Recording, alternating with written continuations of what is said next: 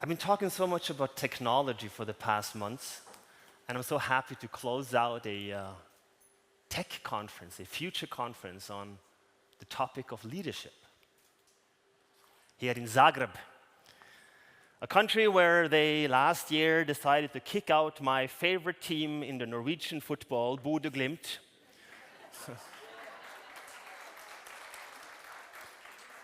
Where Bruno Petrovic is now not scoring goals anymore. So in August, when we are coming back, wearing black and yellow, that's the colors of Bodø Glimt, like this conference, I know who will advance in Champions League, dear colleagues from Zagreb. And I will be sitting in the stands with a future 10th conference, yellow and black shirt, screaming for Bodø Glimt. It's a strange world, isn't it? A world of ambiguities. Our reality is a paradox, and we are today confronted with all of these absurdities that life brings to us. We have decided to build technologies that we are going to mimic gods and become creators ourselves. And for 2 days, we have now talked about this future, about how to future. And when we leave today, what do I take out? What do I do next? And we feel the urgency, because what has happened is that we have been peaked awake from a long nap, a giant nap that has been going on for the past 50 years. Then all of a sudden, the wicked witch Corona came and peaked us awake and said, there is something going on. There are some underlying forces on climate and technology that we should think about. For 50 years, most of the people on the planet have lived in progress. Despite the terrible wars in Yugoslavia and the terrible wars now in Ukraine, most of the time we have had progress. Never has less people lived in poverty. Never have we lived longer. We want to live forever, right? And never have we lifted more people out of poverty. We have maximized the art of being right, a world of optimization, a binary way of thinking, your opinion, my opinion, zeros and one, and now put it on steroids, get the AGI, and to speed up the optimization. The problem with that, though, is that it is a dangerous path to follow, because the finite optimization is the winner of one. And we do not live in a world of a finite scenario of one winner. We live in an infinite world, right? An infinite world that is ruled by the economy. Everything has a price today. Yesterday you talked about shamans and funky psychedelics and fungis, and Davos, the World Economic Forum, are now inviting them to sell their new business ideas. And we have just created a wonderful brand that I just realized that exists when I took my daughter and my family outside of Frankfurt, where I live, to one of those villages. Do you have the villages in Zagreb where you can go on Saturday and stand in line on hard floors and wait with a lot of crazy people just that we can do my favorite hobby, shopping? Do you have that? Right? And we are there, and I used to have a communication agent, and I follow the brands, and all of a sudden my daughter screams, "Lululemon, Daddy!" Lululemon. Do anyone in Zagreb know what is Lululemon? What is Lululemon? What is Lululemon? That's sophisticated sport. What is it? Clothes. It is a special type of clothing. Yoga. Yes, it is a yoga brand. A yoga brand. 2,500 years ago in India, the yogis were thinking about how can we monetize and capitalize this philosophy. And now we figure it out. And you can go into that store and buy a raincoat for 350 euro. Not a normal raincoat, a yoga raincoat. So when you go to the conference, you take on your regular raincoat, but then you go to the yoga in the evening and do the whole shabam. Then you put on a yoga raincoat. And they have those, stretch pants when you go to the gym, make your legs look so sexy. Huh? And those pants are not racist. They have all the check boxes: sustainable, non-racist, inclusive, diverse. I never had a racist pair of yoga pants. Tell me one person here in Zagreb that we are not a weird species. But it's a species of economy. And I think that's crucial. And along this way of optimization, we have to realize that we have to activate another art. The art of being wrong. Because progress, the unknown, is everything we have. We have to move on. What is happening today is that we have created a world where if we create the digital stuff that we are consuming, and Karl Marx would said, well, the exploiters and the exploited are the same one person. And that makes us tired, worn out. The challenge today is not to live forever. The challenge is not to become undead. Or as a very famous philosopher said, that you might have heard of, Captain Jack Sparrow. When he was talking to his dad, Captain Teague, played by the wonderful Keith Richards, and Keith said to Jack, you know, Jackie, the trick is not living forever. The trick is living with yourself forever. And this is what we are confronted with, life. What does it mean to be human, the mensch? We talked about it. Technology cannot do the human stuff. But what is that? If we unconsciously keep optimizing and putting things into technology, we don't define what makes us human. Because there is no description to what makes us different from technology. Right? So maybe we should think about having other perceptions, looking at the world from a different perspective. And that's the opposite of being right. That is tapping into the other opinion. It could be that you have a better idea than I have, so I best be listening. But we are not looking for that. We are not looking to be looking for a new path to go on. We are not looking for the experience of learning. We are looking for the answer, the quick fix. Maybe the opposite way is to say, maybe the machine should become conscious because we don't know what consciousness is. And most don't have a definition, so we shouldn't be talking about it. To me, consciousness is qualia, the experience of what it means to be something, to feel something. My feeling of my sensation. How does it feel to be a bat? Thomas Nagel wrote in 1970. How does it feel to be an artificial general intelligence? We have no idea, and we have no idea how that would look because I don't even know if you're conscious, right?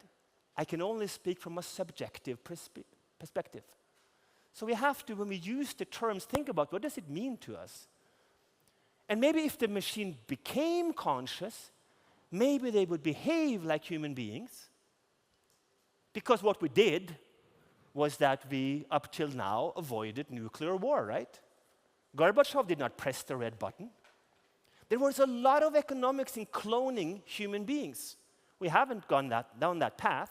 We realize as a civilization, and even China want to have a control, so I think the only person that has been cloned is a person that is in prison in China. We didn't maximize and optimize that because we thought about it and reflected and had the wisdom not to persuade that.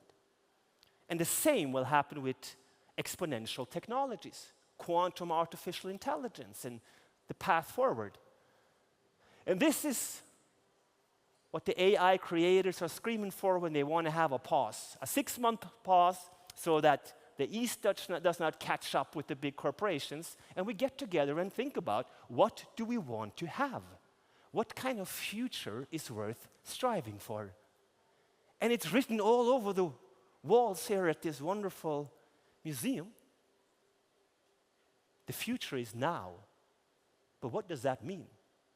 It means that we are the first generation that moves the word future from the future into doing. It's a verb, it's something we do. We have the technology, we have the money, we can create. We don't need a God for that. We are moving from creationalism to creationism, taking evolution in our own hand. We are the first generation that can future. And now is the time to ask the question, what kind of future do we want to have? Is music important to us? Maybe we should keep it out of technology. Is some kind of work important to us? Maybe we should keep it out of technology and agree on that. And that's what we are trying to come together, because it is maybe the most wonderful thing, but also maybe the most threatening thing that we have ever created. So we have to figure that out. What do we want to do? When we talk about being human. And the funny thing was, we thought they would take away all those easy jobs and the low-cost jobs and everything, and suddenly the experts were starting to be afraid of this. Because the more data you have, the more complex the studies, be it medicine or law, the easier it is to process data. Of course, it's complex and expensive still and faulty, but the more precise we can say how we want to operate the world, the better technology is at mimicking that. So do we want to have sentient robots, or do we want to become sentient and more conscious and reflect deeply about what we're going to do? And I think the only answer on how to get there is to think about it from the perspective of the economy. Because we have not had that wake-up call to react on climate. Do you guys know when the first global Earth Day was? The first, Greta Thunberg-ish demo that people went to the street? You know what that was? In 1970, 20 million people went to the street and screamed, "Science is in, climate change, crisis." The Spiegel in Germany had the same cover photo of the dome in Cologne in 1986 as they had in 2022. When do we react? When the water is in our own basement. Or when we look at children getting shot live in television in Ukraine, then all of a sudden it's possible. Within 8 months, there is no gas supply to Germany, and they've started to invest in those technologies that are obvious. Of course, they're not profitable now, but they will be in future. And we look for the bad ones, but maybe the bad ones will become the good ones when they understand that you can make money with it. That's why we have to focus on the economy and rethink the economy. Capitalism is not perfect, but it seems to be a working model.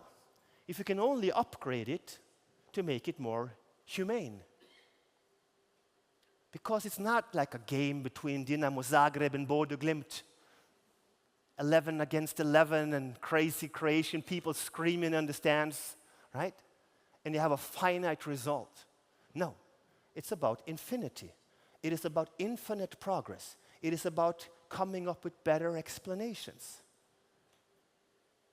And this is the challenge. We have thought about the economy as winning or losing. And now we have to understand economy as something infinite. We created some kind of atheistic, believing, pop, Western, Buddhist capitalism. That's what we have today with the Lululemon and the whole shabam and the optimization and detaching ourselves from all those things. And I believe that what we're striving for, this social, ecological market economy, can only come when we understand that the contribution to society, we become more social if we have economy. We become more ecological when we understand that we can make money with it. And that's not a solution. That is striving for better problems. We don't solve things at the core, right? We create better problems. A vaccine is not a solution. It's just a better problem than being dead. But I have less experience with being dead, but I assume it's a boring thing, right? So it's cool to be alive. Therefore, we create vaccines, so we have some substance. It's a better problem. So the first thing we jump at is to say, what is a bad problem that we have today? Flying. What's the problem flying? I would argue that it's much worse that we travel on the ground because there's so many stuff that we can bump into. The problem is the technology with which we fly. And if anyone here think that we will fly less enough, then go to the airport in Zagreb. Where are we flying? Sabbaticals on Bali? Sustainable retreats? Right? And what will happen is that in Africa today, we have 1.5 billion people. They will grow to 4 billion people because they survive today, and we're not going to build a parking lot and kill them. They're going to survive. So some will rise out of poverty, and some will come into the middle class, and they will start flying. And we will take the old machines from Croatia Airlines and Lufthansa and ship them to Africa, and we'll have 500 million new passengers, and we'll just make the problem much bigger, right? So yes, we can reduce, and yes, we can reuse. A circular economy is not something that is an ideology. It's a must-have today because you won't make money if you're not efficient on resources in future. So you have to reduce and reuse. But most of all, you have to rethink. I think we have to be utopian about technology, to build a machinery that can suck CO2 out of the air and transform that into energy. Or the boats that we are seeing today that suck plastic out of the ocean and transform that into energy. It's not a physical law that abandons us for doing it. It's just our understanding and the money and the action. We wanted a knowledge society of solution. But we talked yesterday and today about wisdom. What we must strive for is a society of understanding. What is the actual problem that we are working on? And what are potential better problems to that? A friend of mine from Norway, Christine, came up to me and said, Anders, you still eat meat? I'm a flexitarian, but every now and then, yes, I eat meat. You're not pro-life then. And I was like, what? So she's just pro-life, and she eats a lot of avocado, and in November you can get those big avocados, sustainable avocados in Norway, you know. They come then from this sustainable, very wet area of Spain, where you have a lot of water at the moment, as you know, or Peru, or Kenya. So I understand that, and I was asked to do a crowdfunding campaign for avocado trees. I said, what is the problem that we are working on here? Is it pro-life? Because then I want to challenge my friend Christine and say, Christine, what do you do when a mouse comes into your house? I let it back into the wilderness, of course, because I'm pro-life. Like, are you crazy? You know how bad that is? They will die. Keep the mouse at home and feed it, and it will live much longer. That would be a plausible argument for being pro-life, right? So what is the problem? If we think sustainable, ecological fooding that we do in Europe or in Central Europe or in Scandinavia, that's not sustainable. Sustainability is a very complex thing. The universe itself is not sustainable due to the energy and the entropy. It's difficult. So we have to be much more specific and work on better problems. And this is where leadership comes in, right? This is about creating better products. This is about creating new stories. Everything we have created is a story. It only exists in our mind. Everything you think you know, or maybe there's something that you can know, right, is an answer to a question someone asked. I was invited 7 years ago to the towers in Frankfurt. You might have seen them, right? The future holidays, residencies of the Chinese. Have you seen those? They call them banks, right? And at the top, there were a lot of guys sitting there, and they started to see there's some crypto thing coming on, decentralization, blockchain. Anders, what is this? I was like, what do you mean? Well, it's something virtual. It's not real. And I said, wait a minute. First of all, any experience in a virtual environment is just as real because it's our perception. And second, do you think money, cash, is real? Just because the gold is shiny, it doesn't have a value. It only exists in our stories, right? So I said to them, you know, you printed queens and kings on a piece of paper and ink. You think it's a good story? Drive paper in a security car in the middle of the rain to a box, we call them ATMs, and we can go with a plastic card and just to get paper out of it, and we can run together and say, do you believe in 50? Yes, of course, then we can exchange, right? It's only a story. And that's not an efficient story. So when I fly to Zurich, and I come to the airport, and I go there, and I drink my Coke Zero, it's an agreement between me and the lawyers at Coke that I believe in this product, this unhealthy soup. And I pay 40 franken, I think, in Zurich by now, right? But it's only up here. And now we need better stories. You are story makers. And this is a part of being a leader, a change maker. We should be techno-utopianists. We should believe in scientific progress, and the growth that we must aim for is human growth, right? And I'm only worried about one thing. And I learned this last year when I was speaking at a conference talking to the larger family companies in Germany. And he talked about Generationswechsel, which means basically handing over the business to the next generation. And the company of the year that won the award for the best company, they had this issue. And they were up on stage, and the 3 kids were going to take on the company and build it in a long-term future. Their kids were 58, 60, and 62 years old. Because Mr. and Mrs. Bush is 89 and 92. And Mrs. Bush said, I'm only worried about one thing. We don't do enough. We don't work enough on this. So embrace it and start doing stuff. You are leaders of change. You are leaders of change. If it's not you, who is it going to be? It's written all over the walls here. I want to leave you with 4 takeaways from the 2 days that I think are good, I think are essential, and a part of the education, and a part of shaping your future as a leader of change. Number 1, we need analytical skills, analytical thinking. As I said before, it's about problems, creating better problems. It's not about the solution. Look at the problem, describe the problem, make the problem better, and send out your invoice. That's the future business model. Work on the problems. It's complex, it's hard, it's difficult. You can train it. We have been taught what to think, but not how to think. We mimic the phone in the school system. We have finite results. We have to save data for 1 hour.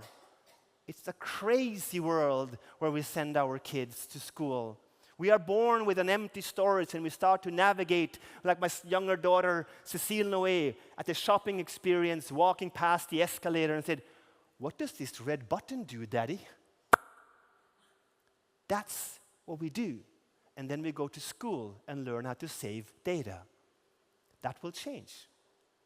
Analytical thinking. Number 2, self-trust and ownership. I meet a lot of insecure people, a lot of insecure young people start to bet on life, start to bet on the next big move because they have to make it now. Be micro-ambitious. Make decisions today, not the big things. Most of us will not do the big thing and create rocket ships and everything. But what we can do small decisions every day. Train to take ownership. We criticize everyone else and opinionize and be pro something. Take control. If you trust yourself, then you can trust others. It starts with that. Train self-trust. Go up on stages and speak and practice, and then you can start to trust other people. The progress comes from that. A trusted environment where we have friction, different opinions, and that we can talk about. If you have trust and friction, you will have progress. And if you remember the time before Corona, we had a place in our companies for that when we went into the offices. It was called the coffee machine. It killed off $1 trillion industry. People with trust coming together with friction and doing small things. It was the dynamic of the organization. It was not about solving tasks and finite solution and sitting in Zoom sessions and becoming zombies. It was about that.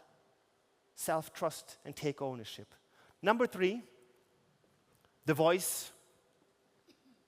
We need to activate people, motivate people, right? Ethos, pathos, logos. A logical explanation with some pathos and an ethical framework to stand on. Go out and practice your voice. Practice to activate and motivate people. Speak up. Number 4, the power of the flow state.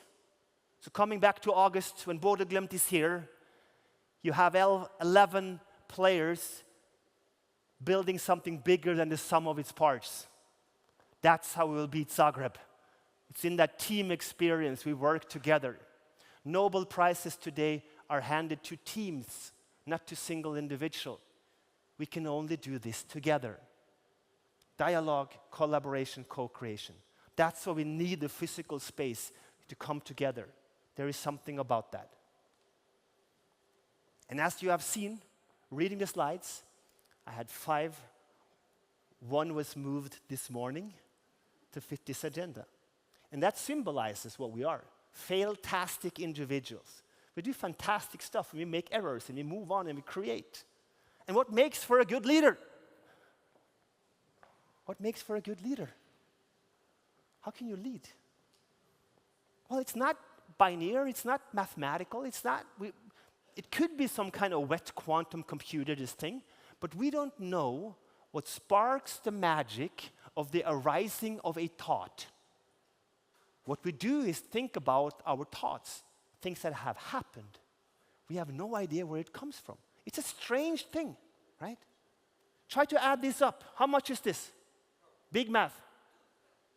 1, 2, 10. Wow. Next year, please invite someone from the Ministry of Education. Or are you so rich that we have to do this with millions? You can do it with millions if you have so much money, right? I have 1, 0, 2, 12. None is correct. The answer is 30. It's just a line break. There's no plus between the ones, if you look at that. We jump to the solution, and we can argue from a math standpoint, no one would write this in a test, it's not correct, and all that thing. But the point is, we jump to the conclusion. We try to see the solution. We don't look for discontinuous patterns, right? We've been talking about this for 2 days now, right? Can you read this, dear colleagues from Zagreb and Croatia? What does it say? Everyone, what does it say?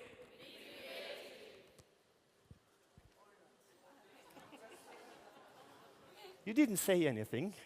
Young woman, please explain to your colleagues from Zagreb what it says. And this is the problem with knowledge. We jump to conclusion. We need to have stability, but it's just there to play with. This is not creative, this is just bull crap, right? So we need stability. Management is efficiency, pack knowledge, innovation, create. That's the thing that we need. When I fly back to Frankfurt, I don't want to have a creative pilot doing all that creativity stuff. I just want it to work, right? But just like when Zagreb go to train, they have a training pitch where they do all the other stuff. I don't want to have a creative doctor with an open heart surgery. I just want technology, and I want it to work, right? And this is the difference between leadership and management. We have stability. We need to be more efficient. We need to stabilize. But we also need to have that human factor. That what does not exist. So don't be an expert. Be a professional amateur. Tap into Shozin from Zen Buddhism, the beginner's mind. Be a learner. Be interested. Write on your fridge at home the word interested. Interested. Because if you are interested, you become interesting. Interested equals interesting. And we love interesting people. We love to work for interesting company. That's where the dynamic is. Be interested. Be interested. That's what we can learn. As a leader, dare to say those magical words. I don't know. Confronted with the newest shit, say, "What? Wow, you caught me off guard. I have no idea what you're talking about." Be a professional amateur. Go home and read up and say, "I'll come back tomorrow and we'll talk on eye level." And you know what that is? That's that intuitive decision that we make. Vulnerability. That feeling, that weird, awkward feeling of the sensation being caught off guard. Vulnerability is the birthplace of creation and innovation, and vulnerability is the birthplace of human relationships. Tap into that. And that, to me, in a very complex topic, that is leadership, gives some things that I reflect on when it becomes to becoming a leader and being a good leader. And we talk about it for 2 days, the human factor. What does it mean to be a human? And what does it mean to be a mensch, a human being? What is it? What is it that we're looking for? We're figuring everything that is, everything in existence. But what it means to be a human being is somewhat that what does not exist, what we cannot grasp, what we cannot put in numbers, right? Find yourself. You found yourself yet? Right. René Descartes, cogito ergo sum, I think, therefore I am. No, I am, therefore I'm capable of thinking. We are beings, something weird. And what I think that is the essence of what we're talking about is a concept that we can maybe round this conference off with. Love. Do we dare to talk about love in business? I see a lot of love today here in Zagreb, in this room and last night. The passion, the love for something that we cannot explain. Do we dare to take that into business? Slavoj Žižek says the most genius question that a woman can ask her husband is, honey, why do you love me? Go home and try that tonight, dear women. If we try to find the answer there, if the husband answers, I love your breast or your butt or your character, yeah, he does not love you. He's looking for that answers, not that feeling, that void that we have, that thing that we cannot explain that are found in spiritualism and quantum physics and everything. That what does not exist.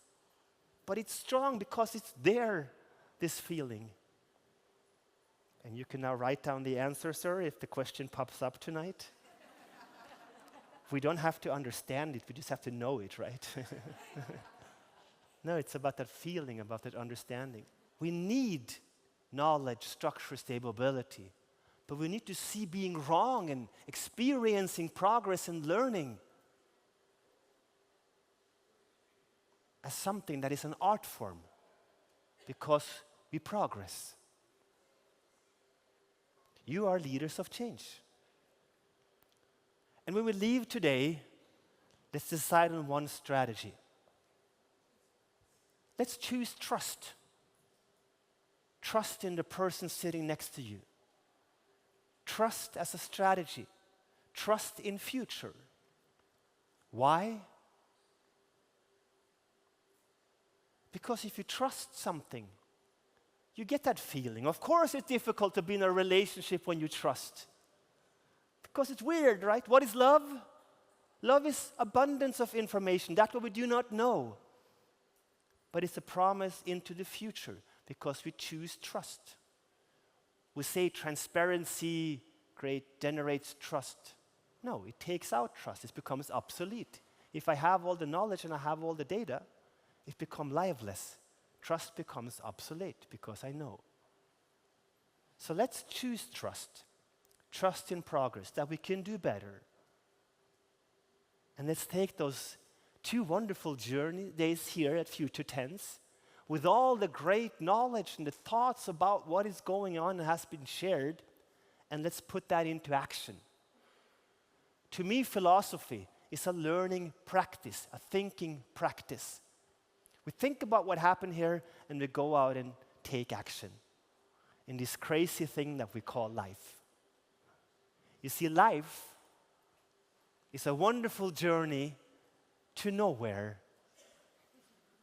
It is all about that journey. Yes, we have the feelings, but we fill life. There is no higher meaning. Seeking for that will not come to an end station. It is about giving a meaning to life. And that is about enjoying progress. And that is about enjoying learning and enjoying the relationship to other human beings. Thank you for this wonderful conference and the organization and what we have experienced here for the past 2 days. And I wish you all the best, except when Bodø/Glimt come to Zagreb and play. Thank you so much.